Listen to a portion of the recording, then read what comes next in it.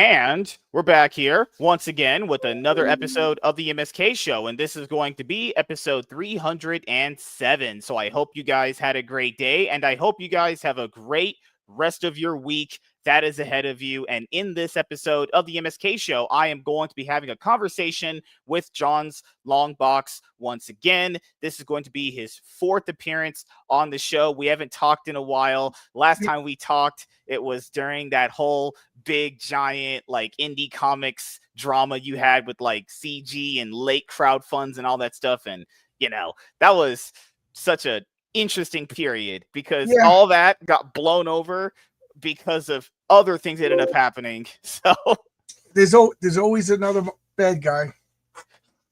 That's how it works. That's how people need to understand how the internet just works in general. Like 1 week there's something really big, and then within like 48 hours something else really big happens that eclipses that. Like just recently we had the girl who got stabbed in Charlotte, the Ukrainian refugee girl, and then right after her death Charlie Kirk ended up dying, and then it felt like all of her impact and her death in the media just got lessened because of that. That's my big fear, is that 3 weeks from now everybody's talking about the Jets and the Giants. You know, we can't let this stop. It's time for a change, and if we don't, we got to utilize this for change. But back to your point about the drama. You know, I was the big bad guy. You know, there's always somebody else is doing something. Somebody always is attacking. It's never about, hey, check out how cool our comics are. It's always somebody's doing something bad about us. Somebody's doing, because their comics ain't worth talking about. So they need external sources, because there's nothing internal about that group that's worth talking about. Yeah, I think a lot of them have just adapted this motto of like drama sells and drama gets the most attention. But it's so weird because you'll watch other YouTube channels from other creators in different subjects and genres that you're interested in.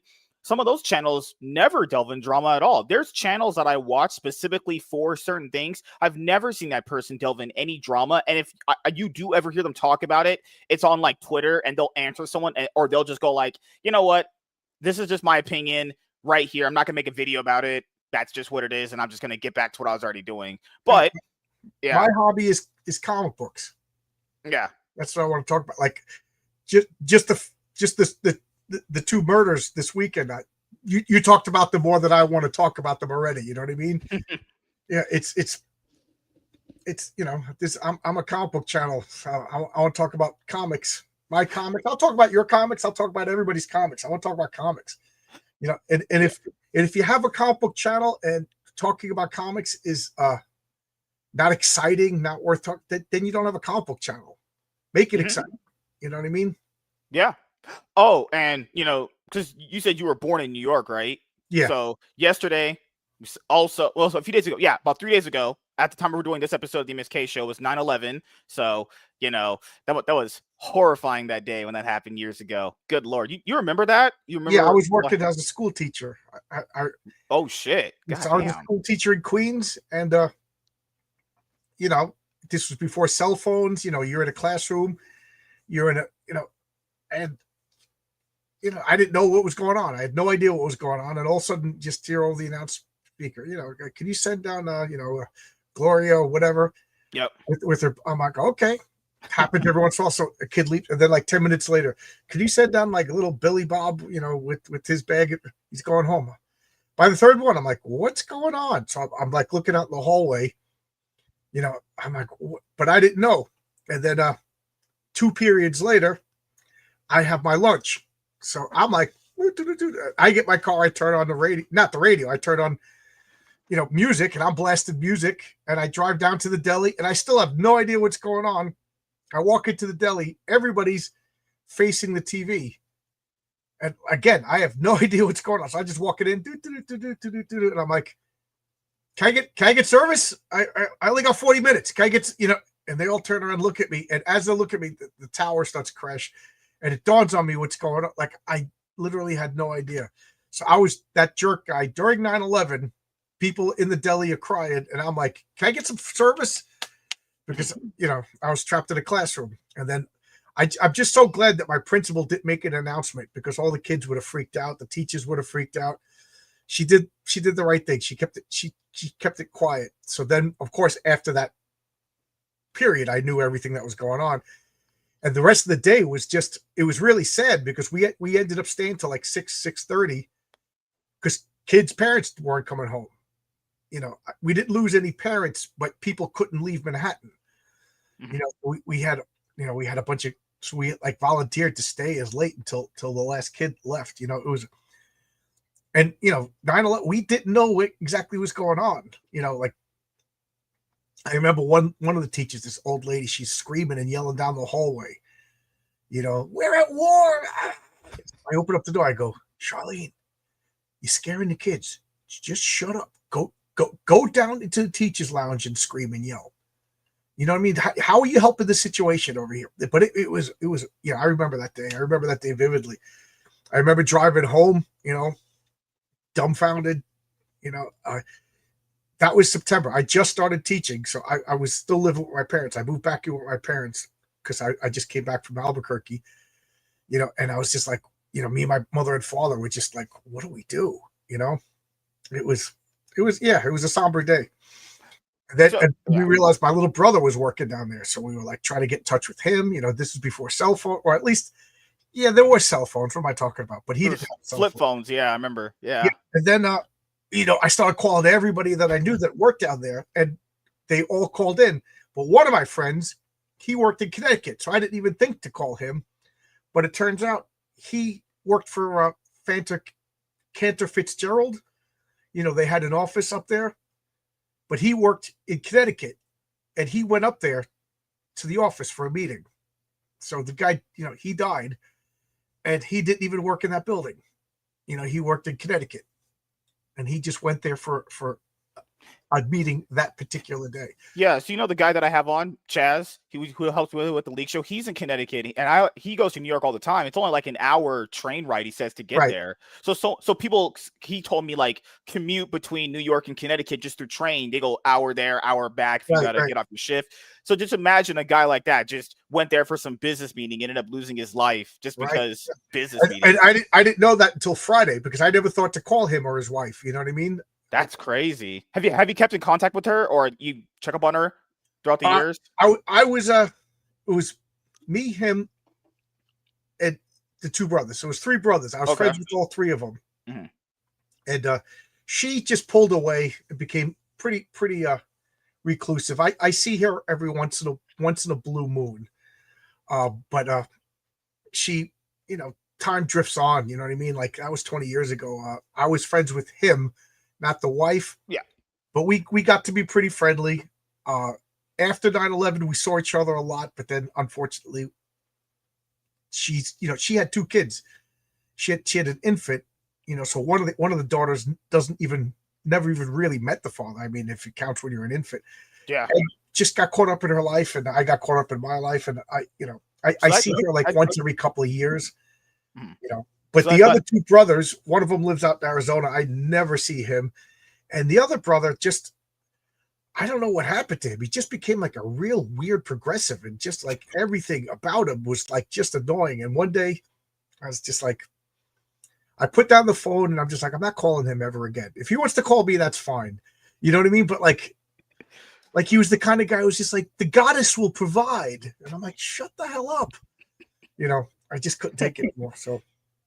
Oh God, because you said they had a young daughter or young kid at that time, who was barely an infant. That infant is like, at this point now, has to be at least 20. Yeah. Plus 20 years old. It's crazy now. They had two girls, so one of them was like 25, and the other one's, I don't know, 22, 23, 24. I don't know. Yeah. Because the thing I wanted to ask you, because this was a take that people had on Twitter, and it kind of resonates with what just happened recently with, like, Charlie Kirk, is like, just imagine if all those people that died in 9/11 lived until now, and then 9/11 happened like 3 days ago, like it just happened 3 days ago. Do you think, based off the ethnicities in the people that died, would people on social media celebrate it? Because we've seen that now. Like, if it was white people or Mexicans or any black people that were like right-leaning or conservatives, there's a good chance those people now would just celebrate it, and they say, oh, you deserved it, like, for whatever reason. Well, now is a weird That's I don't know, but I'm old enough to remember the Al Gore Bush election, and it was very hotly contested. Like it was so close we didn't know who the president was. People were fighting and yelling and screaming. It went to the Supreme Court, and people were like, the Supreme Court picked George Bush. It's like, no, the Supreme Court said stop counting. Enough is enough. You know what I mean? How many times are we going to recount it? And then whatever. So things were pretty hot. And then this happened, and everybody forgot about that and pulled together. It was, so I'm wondering, like, if that was to happen right now, would everybody forget about everything and pull together? I don't know. You might be right. It's crazy because the advent of social media has apparently opened people's eyes to like a more general consensus on what is good, what's bad, what's people's general reaction, what's people's general like takes on some things. I've just seen so many people celebrate this, and it's like, man, if 9/11 happened literally 3 days ago from us doing this show, would they celebrate it too? If they didn't, if it was a person that you found out had a more different political leaning than you, that's crazy. Think about honestly. Well, my wife and I have been talking a lot about social media and how it changed everything. Yeah. And you just made me think of something right now. So I'm going to go, when we're done talking, I'm going to go tell her I have a new conclusion. Well, I'm usually a genius. That helps. Yeah. I'm going to say, honey, I was talking to this genius online. You wouldn't know it because he's black, but yes, he is, transracial. Oh yes, he's transracial. Yeah. But because she was thinking like she's like, did they make social media with the intentions of causing all this division, or is it a byproduct? And I said, I think they just made it, but I think it was hijacked to create tension. And just look at how long ago did Elon Musk buy Twitter? 2022. Okay, it's been that long already. Roughly, I think, yeah. So just think about it. From the advent of social media to Elon Musk, all of social media has been progressive brainwashing. Now, was it created to be or did the progressives just jump on it? The powers that be, the elite? I don't know. But thank God Elon Musk bought Twitter. It changed the political out. Now we're starting to see like just the way I think the majority of America, I think the majority of Western civilization, Europe, America, is leans conservative. That's what I think. And when I say lean conservative, I don't mean far right extremists. Yeah, what I mean is they're religious. They like their families. They think abortion is icky. They want the government to leave them alone. We don't want to get involved in all of these wars. You know what I mean? Just who cares about Israel and we're not religious. They're just another group of people. They've been fighting since before the Bible was written. Nothing's going to change. I want to have a barbecue and I got to pay my bills. That's what I think when I say conservative. I don't mean like these highfalutin, Federalist Papers kind of stuff. But you wouldn't have known that up until 3 years ago because social media has been brainwashing people to be progressive. And I think now Twitter is finally letting people realize, hey, geez, this is bad behavior. This is gross. And people are starting to. I think there's a shift, and I think that's why Charlie Kirk was killed, because I think progressivism is dying out. Like a rat will run around in a corner and act tough, but when you corner a rat, it will attack. And I think progressivism is on its death knees. I really think that the Democrat parties, we found out about this USAID. We never would have known about USAID if the $1 trillion it's just funding to destroy Western civilization. We never would have known about that if Elon Musk didn't buy Twitter. And then that was instrumental in getting Trump elected the first time. That's why they were going nuts on it. And now Trump's elected. And I don't think Trump is the savior or anything like that. I think Trump is extremely flawed, but he's a million times better than what we could have had. And this wouldn't have happened if, like, Elon Musk. That's why when Elon Musk and Trump had that feud, I was just like, come on, mommy and daddy are fighting. Just get together. You know what I mean? Like, both of them contributed so much, I think, to what ultimately needs to happen, which is the death knell of progressivism. And America will lead the way. If we could get rid of all this, Europe will follow. Europe will. Because I want to tackle on to the thing you just brought up. Because you know how you said that, you think social media was like, for what I think, social media initially was to be like, we're going to bring people together that otherwise could not have had any chance of interacting. But then a lot of these people, as you know, potentially the guys that originally made it were bought and paid for by the government to sell their souls to change the algorithms and shit. I don't think they were bought and sold by the government. I think they were bought and Mark sold. Zuckerberg he said pressure to do it, but right, how by the people that run the government. There's a little bit of a difference. You know what I mean? Right. And that's, and I didn't finish my thought, but you just reminded me that, and that to me is the conclusion that you helped me draw just now by bringing up this topic, that I'm starting to see that social media is bringing people together. I mean, could you imagine 4 years ago, all of these people, like right now, there's a big swing of people going back to church. There's a big swing of religious. That wouldn't have happened if social, like what I'm seeing now is X. I really do think not 100%, but now it's in its natural state. People are able to communicate and share, because 4 years ago, if I said, I'm not sure about taking this COVID shot. Like, this medicine didn't exist 3 weeks ago, and now I don't know if bam, you banned. Yeah. Now you're allowed to say things that I still can't believe people are saying. I'm not going to repeat it. I don't need your channel to get, but like, for good or for bad, people are starting to say things that I'm like, I'm shocked to see it. You know what I mean? Like, that you couldn't have said 4 years ago. So I think, to answer what my wife and I've been talking about all week, I think social media in its natural state is no different than a forum. It's just people sharing ideas. But what happens is it was co-opted, and then it was used as a social engineering to herd people towards progressivism, and progressivism is slavery. Because we have the Twitter files. Remember, the Twitter files exposed that the government actively censored anything that would be anti whatever the stance was, or person that was pushing towards that certain stance. The other thing that I wanted to bring up with what you had said was, you had said that you could see more right-leaning conservative stuff come up.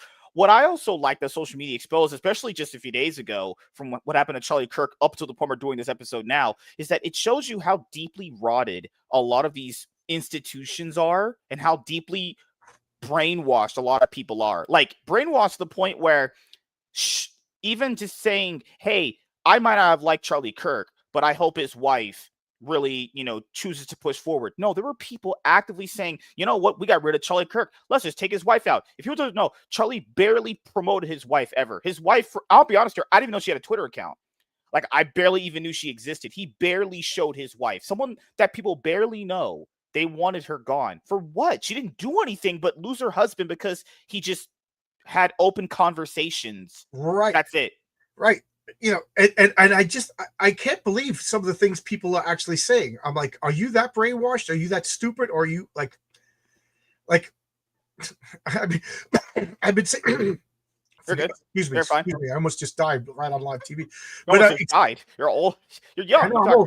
Could be any minute. You need to cherish every second with me, MSK. Cherish every second with me. You're 55. So what?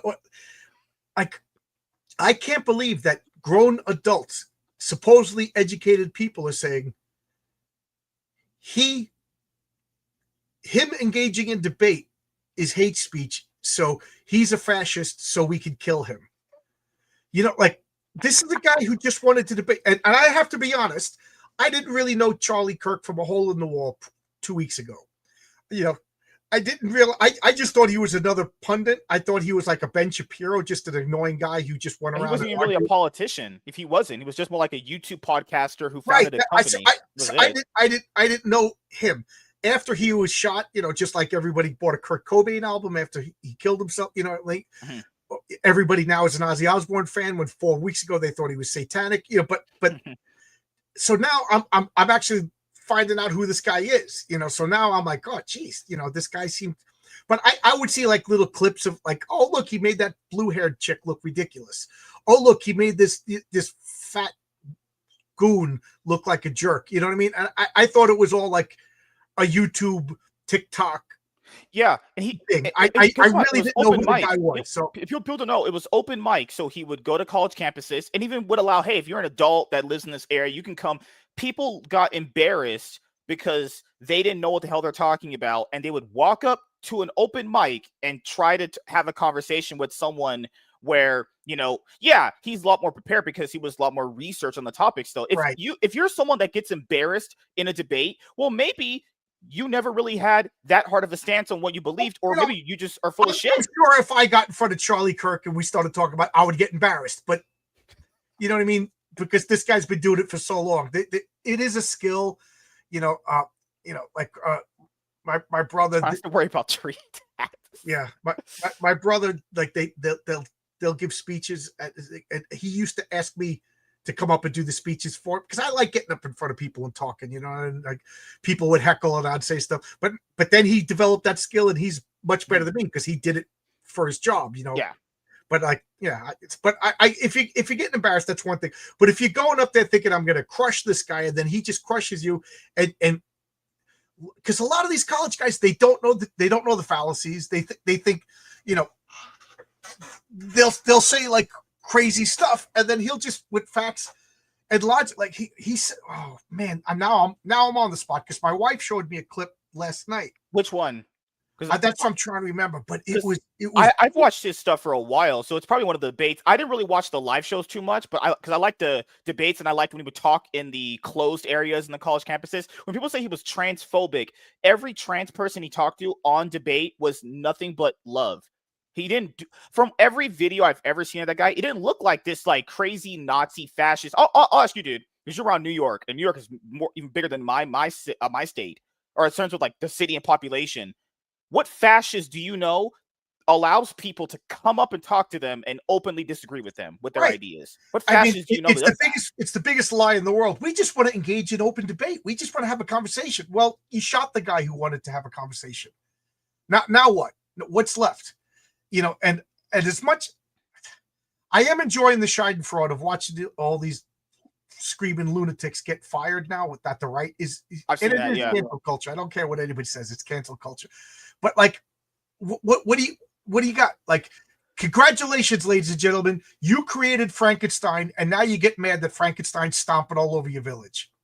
Well, I think it's actually a double-edged sword, because remember what we were told when Gina Carano got fired? We were told, oh, it's Disney, can do whatever they want. It's a private company. They're allowed to disassociate with anyone they want to. I don't think it's not freedom from consequence. It's not freedom from consequence. Yeah. So remember that? So that's why that's what I'm saying. I'm enjoying the Schadenfreude. Yeah. But at the same time, I'm a little embarrassed that we're doing it. To me, it's not cancel culture, because I would just be using the same logic they do. They said, well, YouTube's a private company. They can do whatever they want. Okay, then. How about that apply to you then? And then it applies to them like, oh, I just lost my job. The right's canceling me. You guys told us these are private companies. And yeah, they are allowed to do whatever they want. And they can just disassociate away from you then. Right. Fair is fair. That's just the, even as long as I know the level field is fair, even playing game, that's fine. Just I want to make the field fair. You know what? I think none of this matters. None of this matters until we clean out the judiciary system. Because, what? This guy's going to go to jail, and then, look at the guy who killed Irenia. He was released 14 times. He's not even in jail now. Yeah, I heard. It's insane. It doesn't matter. We gotta. I'm really liking this Irenia's law, and I've been saying this for literally since the 90s. We have malpractice insurances for doctors. They're trying to save your life, but if they mess up, you could sue them.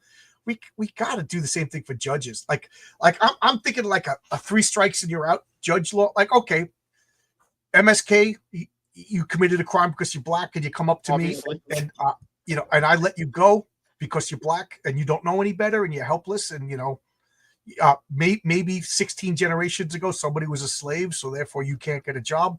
So we let you off with a warning, and then you commit another crime. You know what? Fool me once. The second time you get like a letter of reprimand. The third time, it's almost like Jerry Seinfeld. I now have to live with you. Like the judge, okay, this guy's an outstanding man. He lives in your house now. You're personally responsible for him. I mean, I know it's not going to be that ridiculous, but we got to do something with these judges. he goes to school with your daughter now. How's that?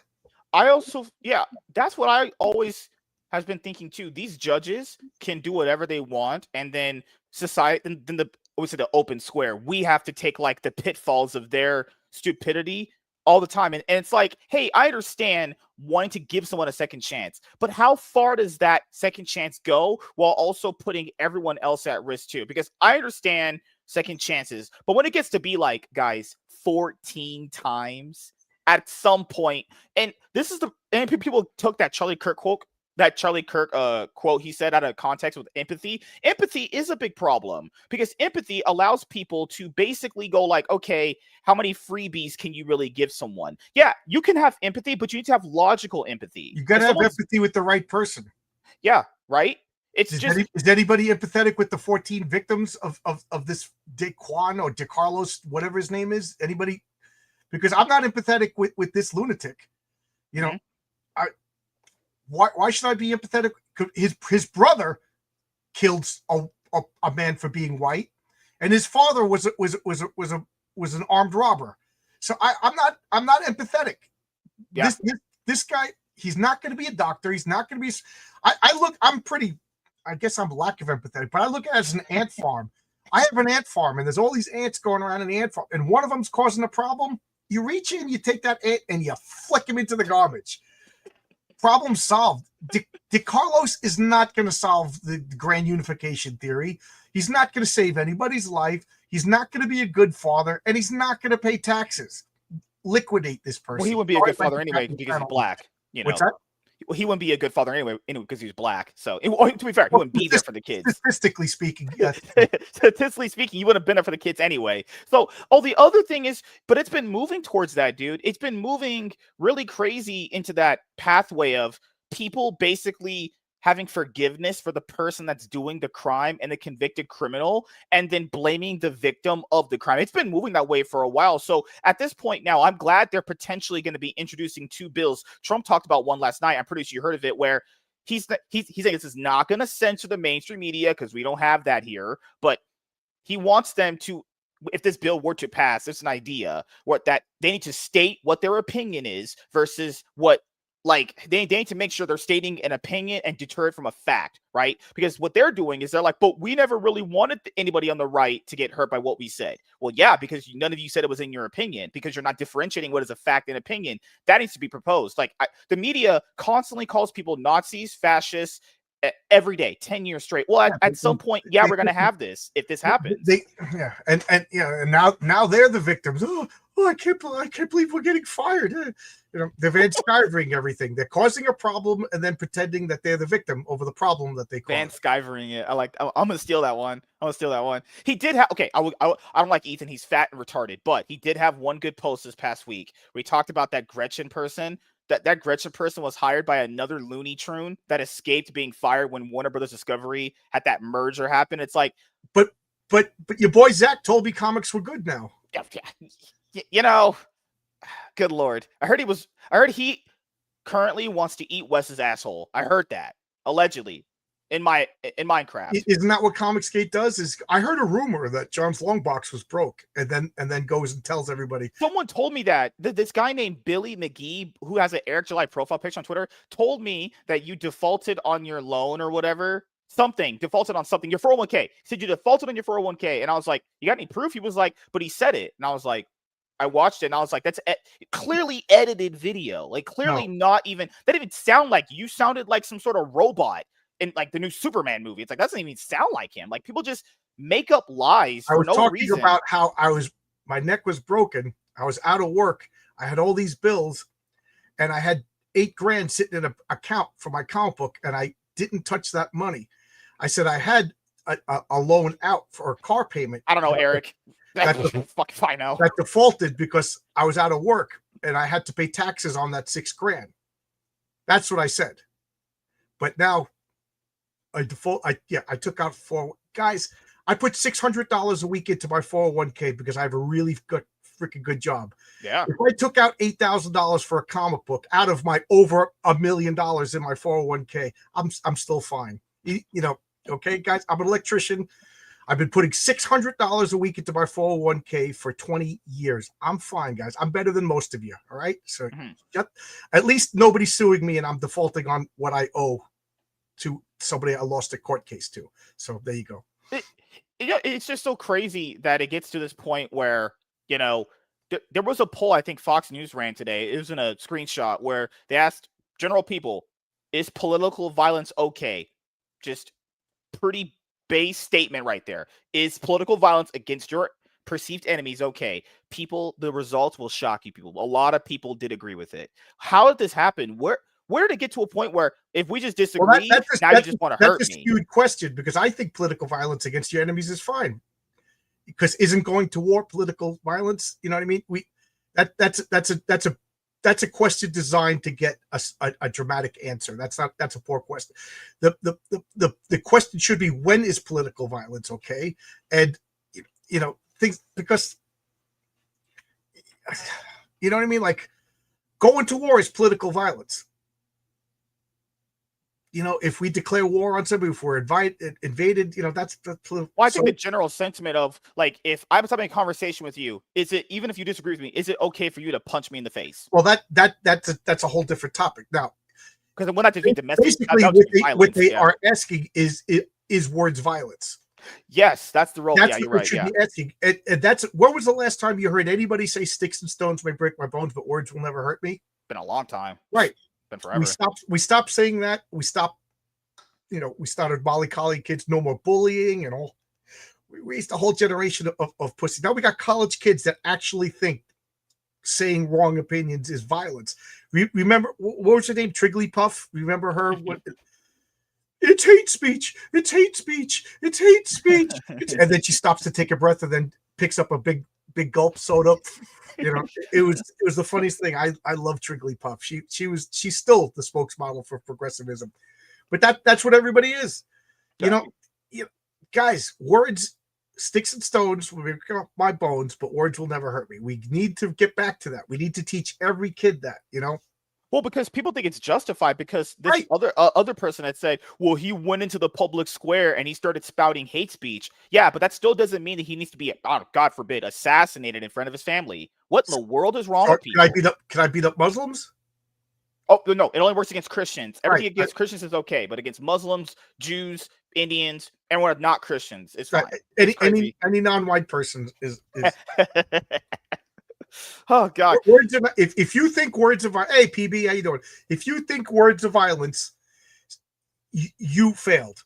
You failed. You're not an American. You are not an American. I don't know what the rules are in Canada, but I can only speak for America. Words are not violence. If I could turn around and walk away, it ain't violence. Once you touch me, once you restrict my movement, so these assholes who sit in the road and block traffic, that's violence. Once you're physically impeding me from going on my way, that's violent. Get out of my way. I got to go to work. I got no. Well, last time I said that, I got. Also, I was just going to tackle onto your point. Also, it shows what a complete lack of control an average person will have. Is that if they just say anything you disagree with, or that you perceive racist and hateful, that they could just punch you in the face. Right. That's insane. One of my I saw this today was supposedly Antifa cells are going around and harassing these because there's like these spontaneous memorials going around, Charlie Kirk memorials. So one of them got attacked. So right away on Twitter, everybody got notified. So one group was just ready. Antifa showed up and they just clobbered them. And it was awesome because Antifa, they're a bunch of pussies. They show up by surprise, and then they get 6 guys attacking one person, and then they all act like they're freaking Wolverine. But this was great because it was regular good old boys, and they all went one-on-one against Antifa, and they ran like little bitches. It was awesome. It was awesome. We need more of that. Stand up. Tolerance is over. They weaponized our tolerance against us, and now they're crying that we ran out of tolerance. I pray that this violence keeps up. Yes, I said it. I want there to be beat the crap out of progressives. Beat them up. Just beat them up. When they start something, when they touch you, when they get in front of your car, when they start acting like idiots on the subway, beat the crap out of them. So you agree with what Daniel Penny did to that one homeless guy? Yeah. Oh, yeah. Yeah. Oh, the other thing I wanted to bring up was the simple notion of the fact that people want to unite with people. I think that's a No, you dumb shot the notion. guy who wanted peace. Yeah. Like, also, why would you want to unite with people who want you dead? I'm not talking about like you got your jobless guys. I'm not talking about any of that. I'm talking about they want you dead because you disagreed with them. That's it. You did the cardinal sin of just having a different opinion. Yeah, I'm not. I wanted to unite with people like that. I'm good. That's horrible. That's like literally actually siding with an enemy, and they're not even like an enemy if enemy is my Well, friend. No, all they I got want to you say dead. is, all of these gender studies majors are gonna fight against the car mechanics and farmers, and plumbers in America. How long do you think that fight's gonna last? Okay, so all of the engineers in Silicon Valley, in Oregon, in Portland, you're gonna fight against the mechanics, the plumbers, the guys who asphalt the road. You're gonna fight against those guys. Good luck. It Good reminds luck. me I of that meme, dude, I where pray.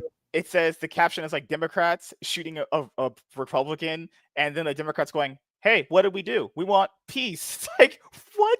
Like Nancy Pelosi last night, she was at this like Fox News press conference and shit, and she said this stupid thing that basically just kind of makes sure that none of them take accountability for what they said. She had said when we were calling them these words, we never intended for anybody to do Right. anything. It's like, what? What? If that's the mindset, you people are insane. You actually all need to be in a mental asylum. You're all deranged human beings. Right. Like, what? The Democrats, the left, the progressives, they are the parties of instant gratification. That's it. The Republicans are the parties of consequence. And that's why the Republicans are the bad guys. That's why when you're a little kid, you think the Republicans are the bad guy. But think about it. Oh, I want to abort my baby. I wasn't okay. Instant gratification. Oh, I think I'm going to help the poor black people.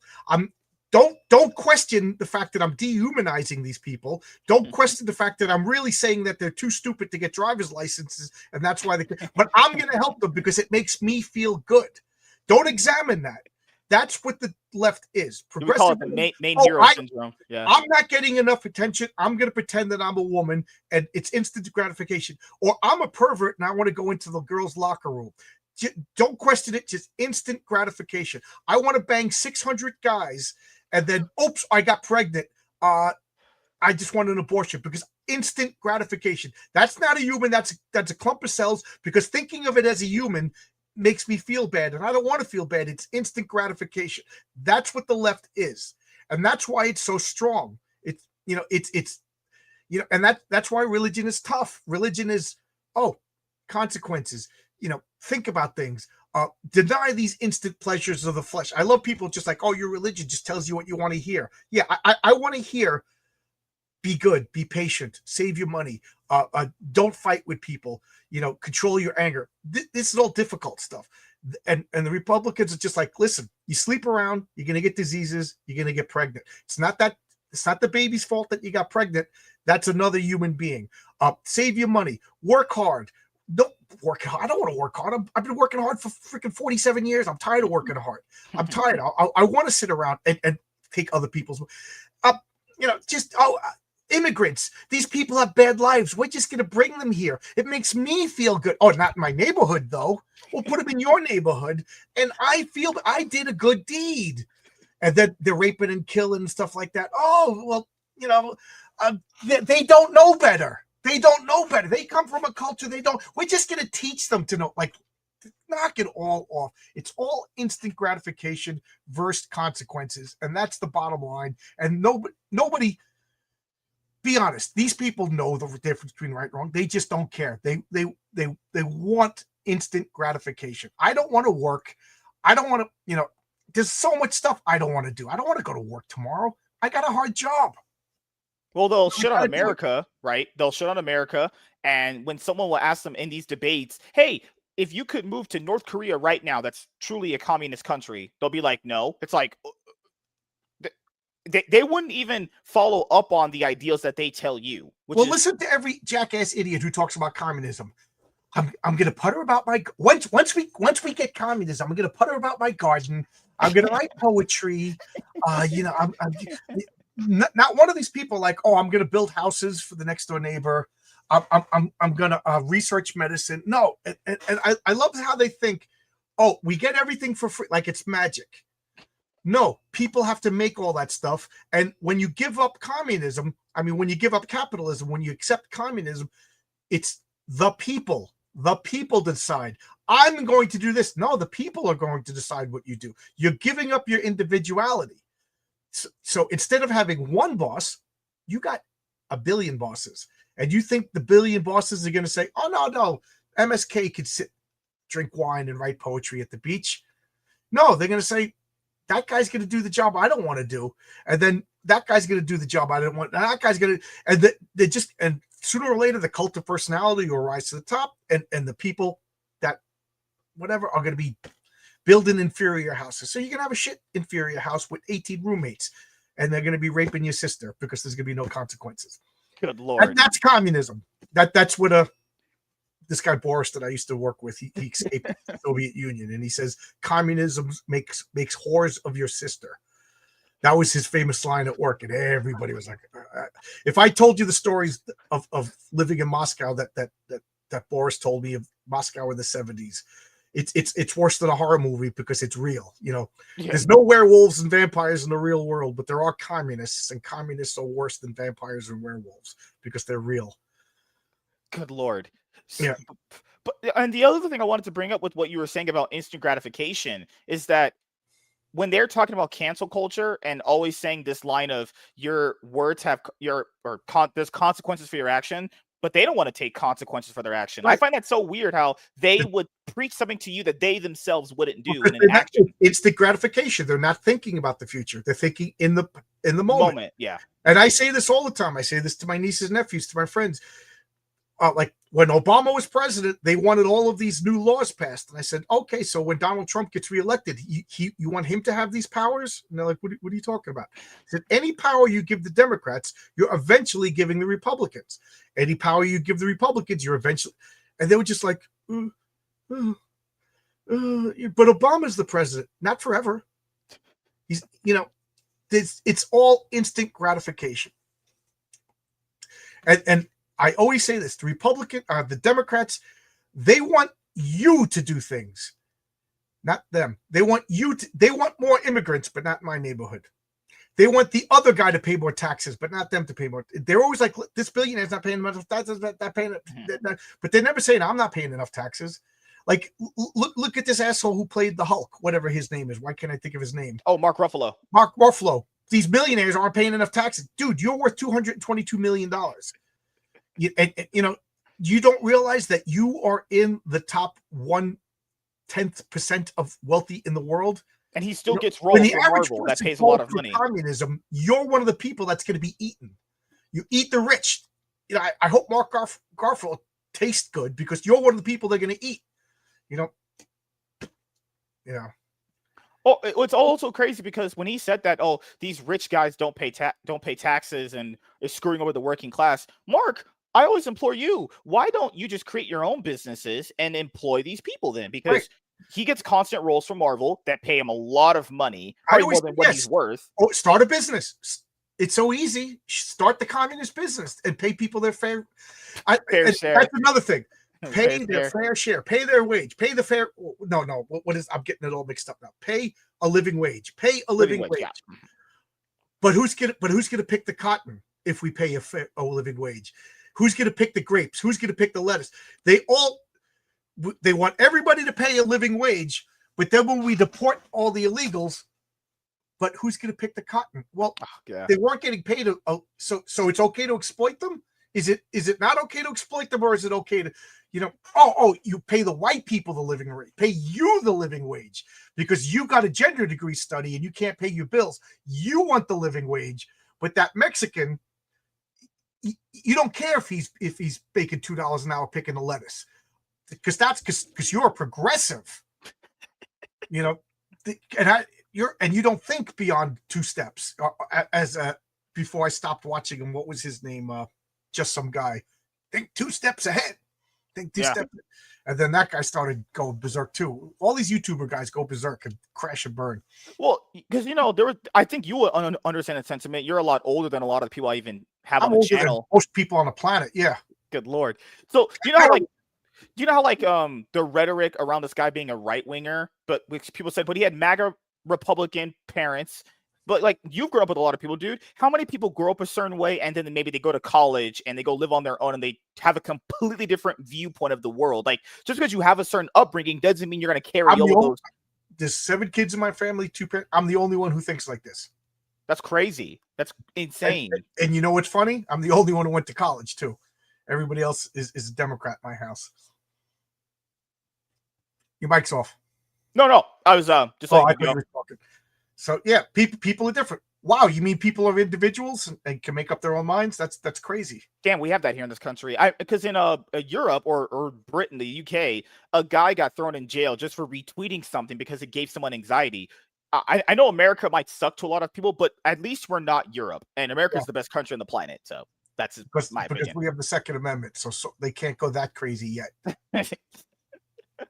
Oh, also, we had to go over Heroic Tales. So now that you've crowdfunded your first book, it's done, and we talked about that on the previous few appearances you had on the show. You're now on Heroic Tales number 2. So what is the game plan moving forward now? Are you going to do Heroic Tales number 3? Or are you going to do a spin-off character like you talked about before? So what's the game plan for everything if you wouldn't mind, because you could still back my comic on Fund My Comic if you bring it up right now. If you want to share my or okay, you got it. There you go. So this is Heroic Tales number 2. Heroic Tales is 40-page comic book, 2 stories, 2 complete stories, so beginning, middle, and end in the comic. And what does it do? It's a throwback, or it's an homage to Bronze Age Marvel comics, but my comics are 1/3 Bronze Age Marvel, 1/3 Dungeons and Dragons, 1/3 H.P. Lovecraft, all mixed together. Issue 1 was the introductory. I introduce you to the Patriarch. The Patriarch is a beloved father, a devoted husband, and a beloved superhero. He's everything positive about masculinity. He is a reaction to the current climate of toxic masculinity. The Patriarch, scroll down so we can see the Patriarch. You don't need to see my crazy face. Oh, dang it. So this is Mary Sue. We'll come back to her. Scroll down to the Patriarch. Okay, gotcha. So the Patriarch, he's like I said, he's everything positive about masculinity. These covers. This was a pretty good cover, actually. Yeah, that's Martina Marcota. So that's him right there in bed with his wife. He loves his wife. They're planning a day off. This is literally the next day after issue 1, and he got pretty beat up last issue. So he's just like, I'm staying at home. And she's like, oh, good. The kids miss you. They have 7 kids. They homeschool. They homestead. And he loves his wife. And she's like, oh, good. I'm going to go take a shower. I'll make breakfast. The kids will play Dungeons and Dragons with the kids. They miss you, but we understand you're a superhero, blah, blah, blah. And what does he do? He does a stupid thing. Scroll down a little bit. Scroll down a little bit. So there's her. She's talking while she's in the shower. The kids are going to miss you. I'm going to make breakfast, blah, blah, blah. Yeah. He turns on the news. And he's a superhero. A kid fell down a sinkhole. It's been 18 hours, and everybody's like, where's the Patriarch? Where's the Patriarch? He's too deep down. They can't get him. So he shows up. He's using his powers to find out the kid's still alive, and he dives down into the hole to retrieve this child. So that's story. That's 20 pages of that story. And then scroll up, we'll go to Mary Sue. Yeah, or scroll down, we'll go to Mary Sue. So Mary Sue is stop right there. This is another character that it's funny because so many people told me not to do this character. They I remember. Yeah, I remember. This is but not Mary a thing that people requested. Mary Sue is the perfect girl. I'm goofing on the concept of a Mary Sue. So what is she? Her grandparents were Roman Catholics in Mao Zedong's China. So they had 3 choices: flee, die, or convert. They chose flee. They came to Flushing, New York, penniless in the 50s. They opened up a corner store. Their son turned it into Sue Mart, and now Mary Sue is now born. She's pretty. She's wealthy. she's a good girl. Like, she's perfect, but perfect in the eyes of her grandmother. So she doesn't drink. She doesn't fool around. She's kind of nerdy. She has 3 PhDs at the age of 22. She's the perfect girl. She goes, gets a job. Lo and behold, she's working for a supervillain. And she doesn't know that. The supervillain's studying the nature of superpowers. The project goes astray. She gets the superpowers. She becomes even more perfect. She becomes perfecter. And we start to learn that being perfect ain't all it's cracked up to be. She does something. I hope and pray that people understand what she did in this particular story. And in the next issue, she's dealing with the consequences of what she did in this story. There's the bad guy. He's the bad businessman. That's Philip Manning. He's a ruthless businessman, super charming. You know, that's his lawyer, Virginia Dentata. And that's the last panel is, oh, guys, Mary Sue has powers, you know. So there you go. It's 2 stories, some fun ads, you know, not real ads like goofs on what you would see in the comic books. And you're going to get 3 trading cards. And I feel the need to explain this because a few people didn't quite get what I was going at. So this is a trading card from the first issue. This is a trading card from the first issue. It has Dr. Robug, the bad guy. On the back is the character sheet for the role-playing game Villains and Vigilantes, because a couple of people didn't understand this format, and they were like busting my chops, and they were busting the chops of the guy that designed it. He did exactly what I asked him to do. This is literally what a character sheet looks like to this role-playing game Villains and Vigilantes. So if you ever get the bug to buy Villains and Vigilantes, you could use this card as your character sheet for if you want this character in your game. So that's what it is. And I'm not changing it. That's what it is. All the characters have their role-playing character sheets on the back of the card.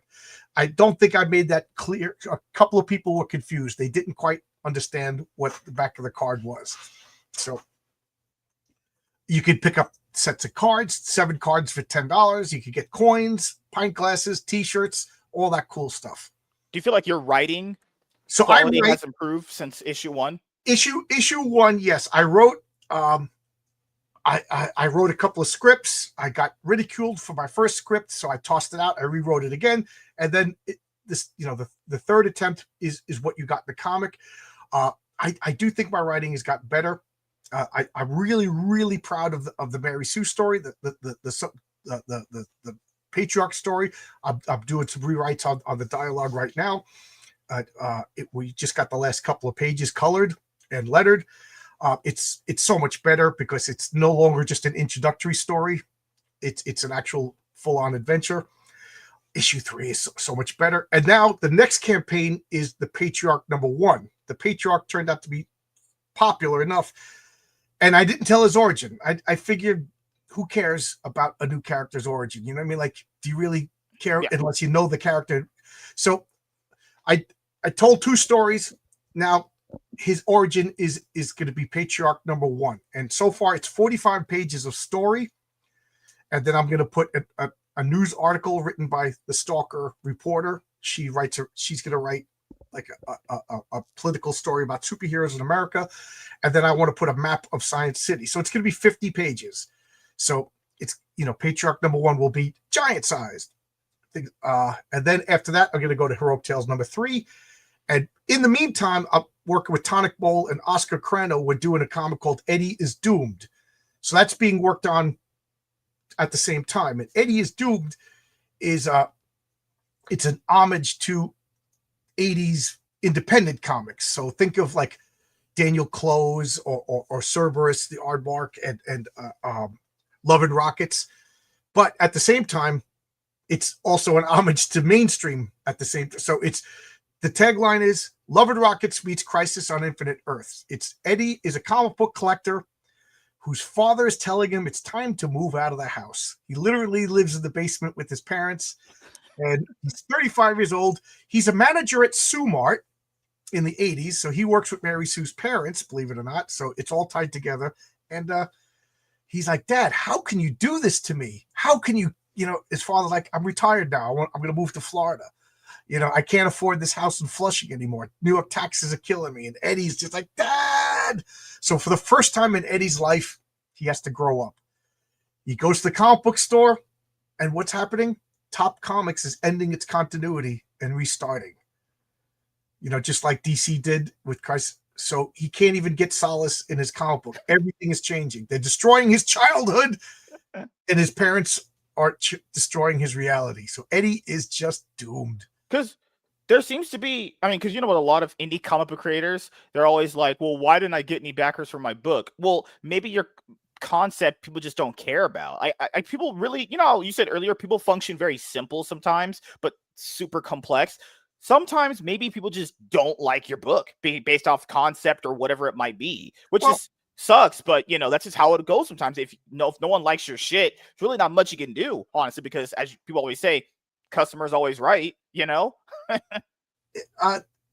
In this sphere, I'm guessing it's 50% they like the comic, 50% they like you. Probably more leans toward the creator, I would imagine. Probably. So like I couldn't imagine anybody not liking me and still backing me. Right. Yeah, it's crazy. I couldn't imagine anyone not liking you specifically, right? Right. Can't imagine that reality. Because unfortunately, I've met, doing my YouTube channel, John's Longbox, for those of you who don't know, I've been doing it now for 4 years. I've had many, many guests, many, many talks, and I'd say about 5 of them I don't like, and I'm not buying their books no matter what, because they were just jerks, I think we had a person who was the same person on your show and my show, and I was like, this is the most boring guy on this planet, which is weird because he could talk. Because that was a problem that he had that other people didn't have. You're either going to get a mixture of bags. You're going to get the one word Andes, then I'm deleting the show. I'm done. I'm not doing that ever again. Then you have people that can't talk, which is crazy. If you're a grown adult and you can't have a conversation with another human being, that's already going to go south. And there's people who don't even hype you up on their book. If you don't even get me excited for your book, or you don't sound excited for your book, then why would I buy it? If you don't care, why should I care? And if I ever get that feeling from someone, if you don't care, if you're on YouTube, yeah, you gotta have a little bit of charm. You gotta have a little bit of skill in talking. I'm not saying you need to be Oscar Wilde, yeah, but carry on a conversation. There's a few people on I haven't. The only channel I've ever deleted, what was it? John's Longbox Comics is so good, I have to buy it despite how much I load. Yeah, that works too. That's you can also buy his comic if you don't like him too. Money. Your money spends whether you like me or hate me. That's. But you're gonna be on YouTube. I have a rule: turn on. I don't want to talk to an avatar. This is a conversation. If you're on YouTube, have some balls and turn on your camera. You know what I mean? Like, I'm gonna talk to some freaking cartoon rabbit. You know what I mean? Like, knock it off, grow up. So I got a couple of people mad at me because they wouldn't turn on avatar. But I use an avatar. I'm like, well, then go on somebody else's channel. What do you want me to say? I want to talk to a human being. I don't want to talk to some anime karate guy. You're not an anime karate guy. So you said I'm not a transracial white guy that's been living my life as a lie. Don't sell yourself short. You could be that someday. Just register Democrat. Well, what's crazy is you've raised about $11,000 roughly between this issue and the last issue, and right. You didn't even go on Indiegogo. No, you were on Indiegogo and Kickstarter. Yeah, Indiegogo, I got 10 backers. I was shadow banned, so I'm done with Indiegogo. But the Indiegogo was bought by GameFound. Oh, I did see that. Yeah. Yeah, and so I'm going to give it another chance with Patriarch #1. So did you do Kickstarter? I think you did Kickstarter with issue 1. I think. Yeah, I did. I got 60 backers. But I heard, dude, Kickstarter doesn't have any impact. It doesn't give you any money. I did the numbers myself, and I found I've investigated myself, and I found nothing. I heard Kickstarter offers nothing, and I heard Kickstarter, it was fine. It was I got 60, but I launched on Fund My Comic first. You know what I mean? And I did the bulk of my sales on Fund My Comic, and then I did Kickstarter. And then I batted cleanup in Indiegogo. So maybe I'm a little unfair to Indiegogo because I'm not that big of a personality. So it's, you know what I mean? And but whatever. But I'll give Indiegogo another try because I do know the GameFound people. I played board games with them over at Dice Tower Con. So you think they're going to change the algorithm up? The guys that I met that ran, if it's the same owners, this was 7 years ago. If it's the same owners, they were good guys that just nerds who just wanted to play games. Maybe they're crazy leftists. I don't know. It didn't come out over over a night of Settlers of Catan. You know what I mean? So we play. They seemed cool guys. And to little secret, a lot of these Dice Tower guys are leaning conservative. So I'll give him another shot. You know, why not? You know what's crazy? I've actually never asked you this, because you've had your comic book No, collection. I will not date you. Okay. It's not Tuesday, all right? No, what were you It's gonna say? fucking Sunday. No. In your comic book collection, I'm not saying you never have had these. So I've never seen you buy omnibuses or epic collections or trade paperbacks. Do you buy those in your collection, or it's just single issues? I buy floppies. I'm a That's floppy. it. You're just a floppy only guy. Yeah. Okay. If I buy an omnibus, it's because those comics are just way too expensive. Like I've been getting those Atlas comics, like collections of like the Atlas comics from the 50s, the war comics, or the Matt Baker romance. I'm never gonna get those comics, so I'll get that.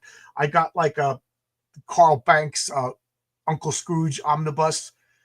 You know what I mean? Because I'm never gonna get those Gold Key comics. So you wouldn't buy like the X-Men omnibuses that start with the first 2 volumes and then Claremont's run? You would just when I literally you have all of them. You have all of Claremont's run. I have them all. You know, I have every X-Men comic from issue 1.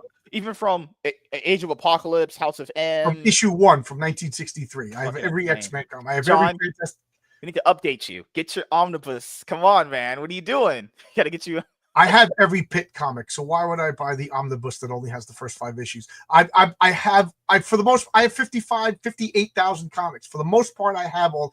The only comics that I'm missing that I still want are unaffordable. Okay, yeah. You know, like the first. I'm missing the first Spider-Man. I'm missing the first Iron Man. I'm missing the first Hulk. So for that, you would buy like an omnibus for it if you didn't have it. That's only like you would make those exceptions, right? Well, you know, yeah, I got nothing to get. Like I got Billy Tucci's Chi omnibus because I didn't get Chi when it came out, so I bought the omnibus. I do have some omnibuses over here. What is this? The Wally Wood omnibus right here. But I got nothing against omnibuses. I think what I think Marvel and DC really should have cheap newsprint or whatever the cheapest paper is, omnibus like phone books in comic book stores. So like literally, like I could walk in to a comic book store and be like, can I get the entire John Byrne run of the Fantastic Four? Boom, here it is, $29.90, and keep it in print. Just keep it in print, or you know what I mean? And so comic book fans. Oh, they're doing that recently. Marvel is doing, you know how DC did compact comics? Well, Marvel's is premiere collections, but they're not the same size as a manga book, and they charge more, so they're not selling as well. But that's because Marvel is stupid and they're just dumb. Why just not copy DC? It's like that's the formula that worked, and a lot of people buy the compact comics now. There's a lot of people just reading Watchmen and Court of Owls for the first time. Michael, my subs, he read Court of Owls. He said it was the best thing he'd ever read. I was like, you just now read that? Court of Owls? Yeah, well, I can't blame people for being newbies. Yeah, what I do blame is the comic book people for making it tough to be a newbie. Mm-hmm. Yeah, like again, it's the creators don't care. Like because right now, Mags Visaggio doesn't care about omnibuses because he's not in any omnibuses, so he's not talking about it. But like Marvel, the bigger ups, they should be constantly keep the Dark Phoenix saga. Keep that in print. Print the 12 comics. Keep it affordable, and reference it, and be like, yeah, it's always in print. You could Walt Simonson's Thor have 3 collections of it. Here you go, kid. Get these. These are $14 for some of the best comics you're ever going to read. Marvel, like. Legion of Superheroes. This is why everybody loves the Legion of Superheroes. You don't know this because the Legion of Superheroes has been garbage for 30 years, but for 20 years, Legion of Superheroes was one of the best comics. This is why the Paul Levitz, keep that in print. Like, I know Dan DiDio got mad that reprints were selling better than new comics, but you know what? If I'm a hot dog vendor and my pitas are selling better than the hot dogs, lean into the pitas. You know what I mean? Like I wanted to make Heroic Tales. Every issue, I wanted to debut a different superhero. Mm-hmm. Kind of like the model was Astro City, Kurt Busiek's Astro City. But people are like, dude, I like the patriarch. You know, like if he's not going to be in issue number 2, why should I get issue number 1? And I was like, Yeah. oh, Well, this is the I leaned notion that into it. well, this is the notion that I always went with comic books, as most people know, is I kind of look at them like TV series sometimes. Like there are people that'll watch new TV series episodes weekly when they drop episode by episode, but there are some people that just want to watch the series and binge it when it's over, right? Like to me, it's just having the advantage of best of both worlds. You can either read this ongoing series right now, or you can wait until it's collected in a form you can binge all the books. But I don't think either or is wrong. So I remember when he said that, I was like, this is just how people have functioned for like forever. People sometimes want to be in the know, and then sometimes they don't want to. If I read Marvel comics, you know what I would do? I would have a new series of, you know, what I don't know what you call it. I don't know, but let's brainstorm a name. But it would be Fantastic Four 1961. And it would be all the Fantastic Four comics that came out in 1961 in one volume. Then Fantastic Four 1962. Fantastic, and just do that. You know, every year, just collect every year. But they're cheap, they're reprints. And you're gonna tell me kids like, Kang the Conqueror just came out. You go to the Avengers, the year, you know, what's that, Avengers 15, and you get, that's Avengers the second year. You buy that, you read everything you want to know about, and it's a complete context.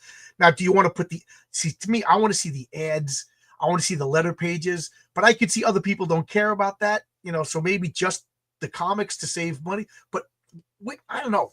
Marvel Comics, like year by year, whatever you want to call them, volumes, whatever you want to call them. I don't know. Like Chris Claremont, you know, I just told you about if you want to collect X-Men originally from the omnibuses from the first 2 volumes with Stan Lee, and it was Ryan Thomas who was writing on the book originally, or is Jack Kirby there too? The original X-Men was Lee Kirby. Okay, so did someone else come on? I heard someone else came on. Roy Thomas came later on. Did. Okay. So like from that period up until Claremont's run is over, they don't reprint those omnibuses. They've only reprinted volume 2 of it. That's it. At Claremont's X-Men run, if you want to grab each omnibus, it's at least $200. And I'm like, fuck, that's a lot there. Even if you bought it in Epic Collections, the Epic Collections of that stuff get they don't even have reprints for them. Like they comic sell books out. Should be affordable to kids. Mm-hmm. So could you take, I don't know, well, X-Men was bi-monthly. So the first 6 issues of the of X-Men, put it on the shittiest quality paper, you know, with the shittiest quality cover, and just print that for $10. And you're going to get 6 comic books for $10, and it's going to be classic. It's going to introduce Magneto, the X-Men, Professor X, the Vanisher, the Toad, you know, the Legion of Evil, and the Juggernaut. You're going to get all these first appearances in context, you know, warts and all. Boom. And kids can, oh wow, you know, and maybe you could even put like an article at the end, like an editorial or a forward or something like that. I wanted to show you this before you head out. Sure, they're gonna put this X-Men omnibus out. I already pre-ordered this. X-Men Blue and Gold, Mutant Genesis. Yeah, for $139, kids can't afford Amazon. This is their prices are always marked up. But I would ask you, since you've read this stuff, do you think this is worth it for if someone wanted to just jump onto an X-Men run, quote unquote? Because this has, let me make it bigger for you. This was already after I quit reading the X-Men. I quit reading the X-Men before most people started collecting the X-Men. Yeah, really? So it collects what actual number? It collects X-Men issue 1991, issues 1 through 16, annual issue 1, Uncanny X-Men, issues 281 through 297, annual issue number 16, Ghost Rider issues 26. Right. I quit reading X-Men at X-Men 204. 204. Jeez. Yes. God damn. I've since bought them all. So there's the, like, to me, this is prime whiny X-Men. This is the X-Men. We just want to be treated like everybody else as we break every law, abuse everybody's trust, and just cause mayhem. Oh, Magneto finally gets arrested, goes on trial. We're going to break him out because we just want to be treated like everybody else. Sabretooth finally gets arrested. We're going to break Sabretooth out and harbor him in the basement until he eats people because we just want to be treated like everybody else. The X-Men deserve persecution. Like, I just couldn't take it anymore. I went on eBay and I bought like literal long boxes of comics. So I caught up to X-Men, I think up to 2015. But I quit buying X-Men monthly at 204. So the last omnibus that I think I bought that was kind of huge. I bought the Batman by Neil Adams omnibus. I wanted it for a long time, so I'm gonna get that. That's my biggest omnibus purchase to this day. That thing was, man, finding that in good condition and everything. That's the problem with Marvel too, or comic books in general. Like, there's no actual reprint structure, like any good one. It's just they're just random announcements from, like, it could be from YouTubers that get these announcements too. It's like, why is there no actual dedicated reprint structure for this? Like, to ask people, hey, there's a big demand to reprint Chris Claremont's Uncanny X-Men run in omnibus format. Marvel's like, oh, we'll just give you guys this other random X Factor omnibus that no one really cares about. It's like, god damn. Like, it just actively, or hey, let's reprint Zeb Wells' Spider-Man run in omnibus format. Who the fuck wants that? Who actually wants any of that? That is legitimately printing toilet paper. I've good comments for, hey, like, they actually printed toilet paper. Hell yeah, you can literally wipe your ass with it. Like, who wants that? Who wants any of that? It just blows my mind. But the last few things I'll ask you before I got to head out, because I got to go do a show with Professor Savage Jack here in just a moment. So first thing I'll ask you is, do you have anything planned coming up that you would like to let the audience know about? I mean, I'm working a strange shift right now. I'm working 3:30 to 11, so I'm streaming either at midnight or noon. So, but this week I have a whole bunch of guests lined up for midnight. But what I want to talk about is I got 8 different comic stories with 7 different artists in the works right now. So this comic is going to be shipped out. I was promising by the end of September. It looks like middle of October. I'm actually going to be shipping. The colorist had a little bit of family emergency, so that what am I going to do? But I got a side project that Eddie is Doomed, a one shot, and I'm working on a comic. It's going to be called The Origin of Santa Claus. It's going to be the historical biography of Saint Nicholas, as told by Odin as he's trying to escape Ragnarok. It's going to be awesome. It's going to be epic. It's going to be annotated with notes about real historical events. It's going to be so good, so good. And I'm also like I said, I'm working with all these others. I was just live streaming today with one of my. I got a whole bunch of stuff coming in the future. I could start spoiling you with art and everything like that. But you're fine, man. Yeah. So I got my mainstream superhero comics, and then I got Eddie is Doomed and the Santa Claus story. But they're all in the same universe. Also, okay, one more thing. Sure. What is your favorite comic of all time out of every single run, out of all the runs you've ever read? What is your favorite single issue or favorite run of comics? It can be both. Favorite issue or run, doesn't matter. My favorite single comic of all time is Hitman 34. It's Tommy Monahan is a hitman. And he's hanging out, smoking a cigarette on a building, and Superman just randomly lands and starts talking. Superman is actually feeling down and saw somebody by himself, and Superman just comes for a talk. Superman doesn't know he's a hitman. He doesn't know he's top. He just sees a guy, and Superman's like, I'm going to talk to this guy. Superman needs a shoulder to cry on. And they have this wonderful conversation about what it is to be an immigrant, what it is to be an American, what it is to be patriotic, what it is to be a superhero. It's Garth Ennis who hates superheroes, so I was real nervous. But he was so respectful to Superman. That comic I've bought multiple times to give to people. Why do I like comics? Hitman is probably one of my favorite runs of comics of all time. But my favorite run of comics of all time, it's either Walt Simonson's Thor, or it's Byrne Claremont X-Men, or the Byrne Fantastic Four. Ask me one day, and I'll change my mind. Although I could also say the Avengers from 150 to 200 is just awesome. So yeah, Garth Ennis has changed a lot since then. I agree. Yeah. If you were doing a top 10, would you have Chris Claremont's X-Men run in there? Yes, definitely. How, like, higher or lower? I did a top 10 with Adam Lawson. I don't remember the exact numbers, but like as far as top 10s off the top of my head, Hitman is one of my Walt Simonson's Thor, John Byrne's Fantastic Four, Claremont Byrne's X-Men. Now my mind is going blank past that. The original Hulk run. I think you like that one a lot. Hulk's never made my top lists. Usagi Yojimbo, just the entire series. Okay. Geez, that's my top 5, and 5 more. I know. Anything with Spider-Man in there? No Spider-Man. Said Avengers is in there. Yeah, the Avengers one.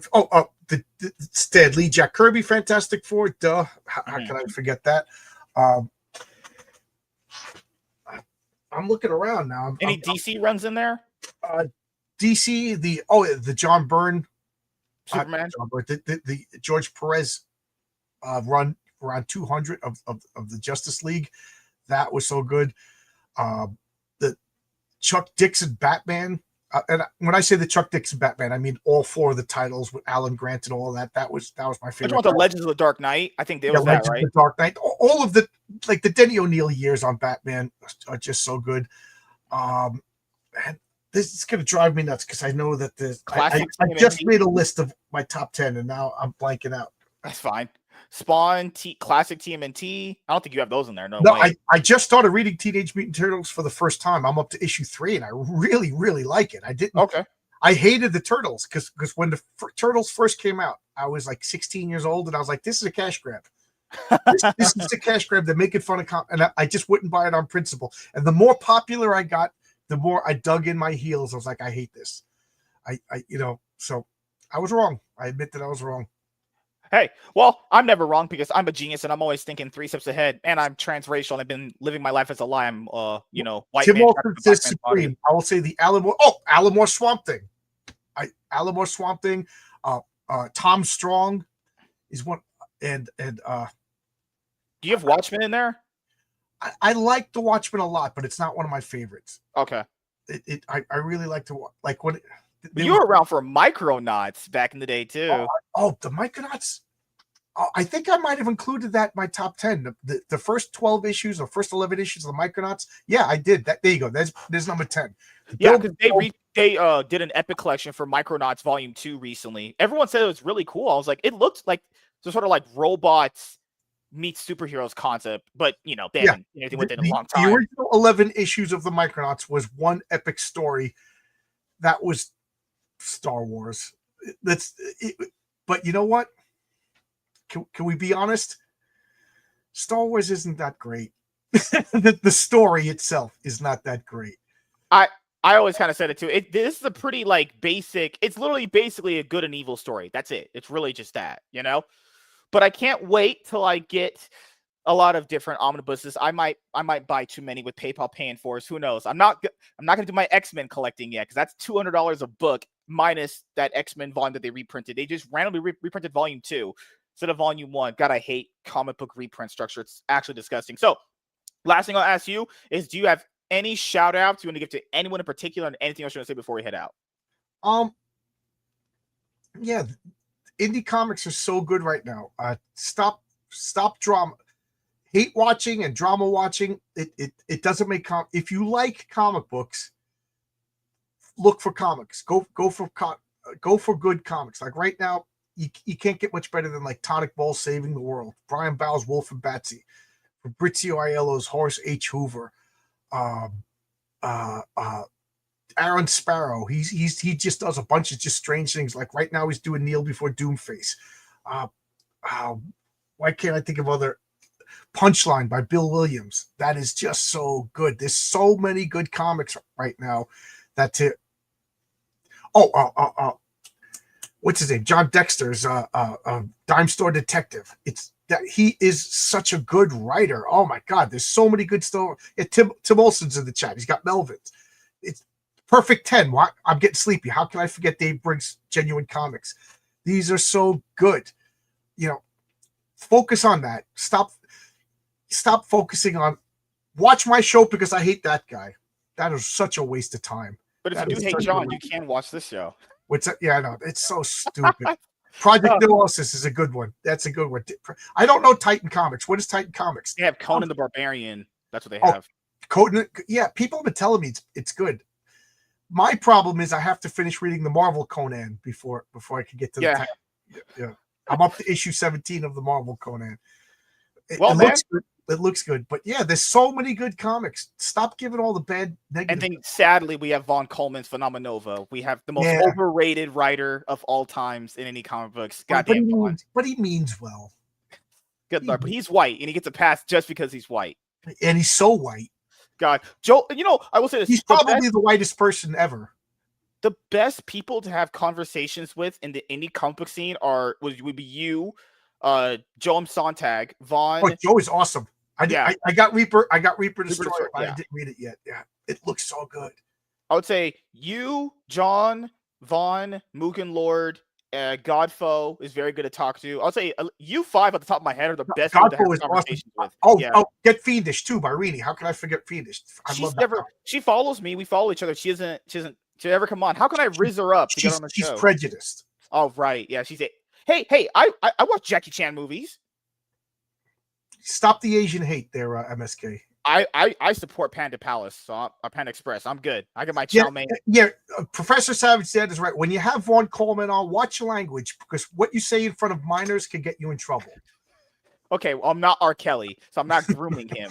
It's going to be surviving MSK as a show. But it's great to have you on, man, for another appearance. Coming to have you on again. Yeah, it's always good. A good talk. Got to tell you all these other books that I have been reading, man.